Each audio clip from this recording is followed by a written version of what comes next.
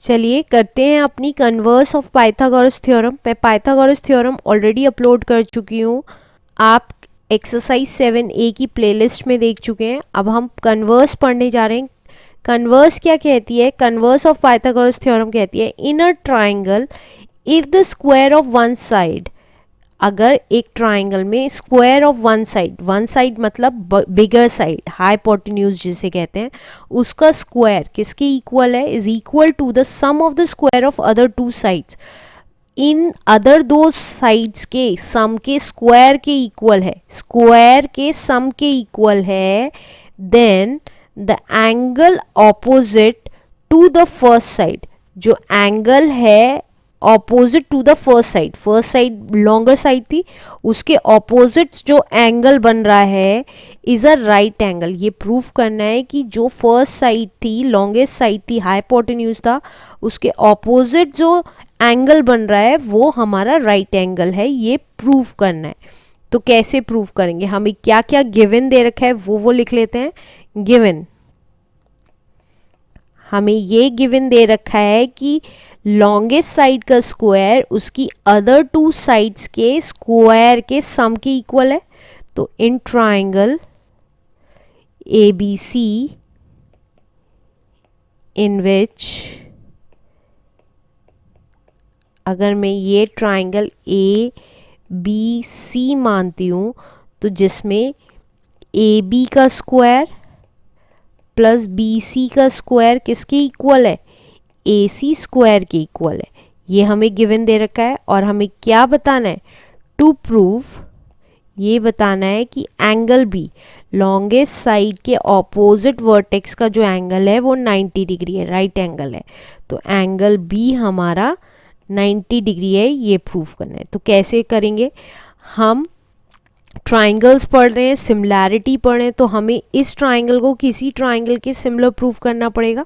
तो हमने कंस्ट्रक्शन में क्या किया? एक और ट्राइंगल बना लिया। किस तरीके से बनाया? ऐसे बनाया कि जितनी AB थी, जिस लेंथ की हमारी AB थी उसी की हमने ये वाली साइड बनाई, जिसकी BC थी उतनी ही हमने ये बनाई। तो ये आ गया हमारा DEF। तो हमने कंस्ट्रक्शन क्या कर दी? कंस्ट्रक्शन कर दी, draw a triangle DEF such that, किस तरीके से बनाना है कि DE जो है वो AB के इक्वल हो, EF हमारी BC के इक्वल हो, और एंगल E जो है वो 90 डिग्री हो। इस तरीके से हमने ये कंस्ट्रक्शन की है दूसरे ट्राइंगल की। अब हम इसे कैसे प्रूफ करेंगे कि ये तो हमने 90 डिग्री बना लिया कंस्ट्रक्शन के थ्रू, लेकिन इससे हम कैसे ये 90 डिग्री प्रूफ करेंगे कि ये एंगल B 90 डिग्री है? तो चलिए करते हैं प्रूफ।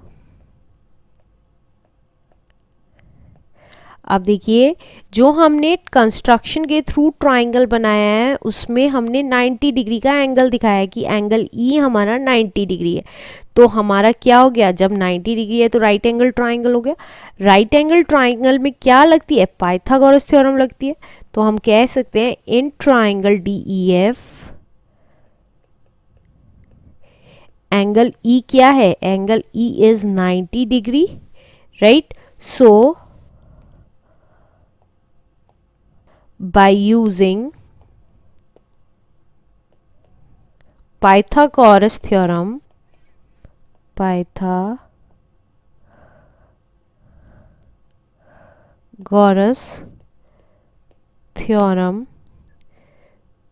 we have, तो अगर हमने देखिए इस ट्राइंगल में 90 डिग्री का एंगल बनाया E, तो पाइथागोरस थ्योरम के अकॉर्डिंग क्या आएगा? DF square equals to DE square plus EF square. तो हमने लिख दिया DF square is equals to DE square plus EF square. ये हमारा कहाँ से आया है? कंस्ट्रक्शन के थ्रू मिली है हमें, तो बाय कंस्ट्रक्शन, राइट? अब हमें लेकिन DE तो किसके इक्वल दी हुई थी? डी हमने ए बी के इक्वल बनाई थी और ई एफ हमने बी सी के इक्वल बनाई थी, तो हम डी ई की जगह ए बी और ई एफ की जगह बी सी लिख सकते हैं। तो मैंने लिख दिया D F square equals to A B square plus B C square. क्यों? क्योंकि डी एफ हमारा ए बी के इक्वल है एंड ई एफ हमारा बी सी के इक्वल है, राइट। ये आ गई हमारी फर्स्ट इक्वेशन। अब लेकिन A B square plus B C square किसके इक्वल दे रखा था? देखिए A B square plus B C square A C के इक्वल दे रखा था, बट ए सी स्क्वायर दे रखा है हमें A B square plus B C square के। ये आ गई हमारी सेकेंड इक्वेशन। यहाँ ये कहाँ से आ गई? ये हमें गिवन दे रखा था और ये आ गई हमारी सेकेंड इक्वेशन, राइट। अब देखिए इनके दोनों के राइट हैंड साइड इक्वल हैं, तो इसकी जगह मतलब इसकी जगह मैं ये भी लिख सकती हूँ। तो from equation first and second हम ये कह सकते हैं ए सी स्क्वायर किसके इक्वल हो गया? डी एफ के स्क्वायर, और स्क्वायर हटाना हुआ तो ए सी हमारी किसके इक्वल आ गई? डी एफ के इक्वल आ गई साइड, राइट। अब हमारी ए सी डी एफ के इक्वल आ गई और डी ई हमने ए बी के इक्वल बनाई थी और ई एफ हमने बी सी के इक्वल बनाई थी। तो अगर मैं इन दोनों ट्राइंगल्स को कॉन्करेंट प्रूव कर दूं तो मैं ये कह सकती हूँ कि एंगल बी हमारी एंगल ई के इक्वल है। कैसे करेंगे? देखिए दोनों ट्राइंगल्स ले लेते हैं। In triangle A B C and triangle D E F, हमें पता है इन दोनों ट्राइंगल्स में अगर आप देखें डी ई ए बी के इक्वल है, ई एफ बी सी के इक्वल है, तो यही लिख देते हैं ए बी डी ई के इक्वल है और हमारी बी सी ई एफ के इक्वल है। ये हमने बाय कंस्ट्रक्शन बनाई थी और के इक्वल है।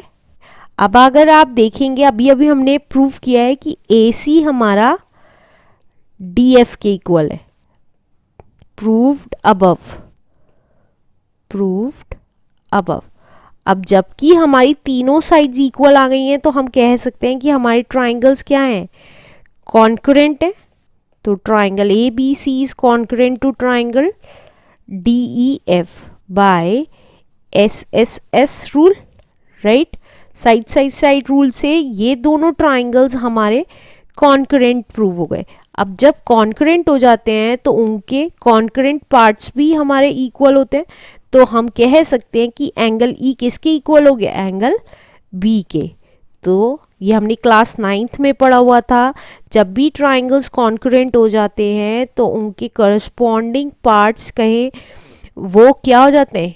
कॉन्करेंट हो जाते हैं, इक्वल हो जाते हैं।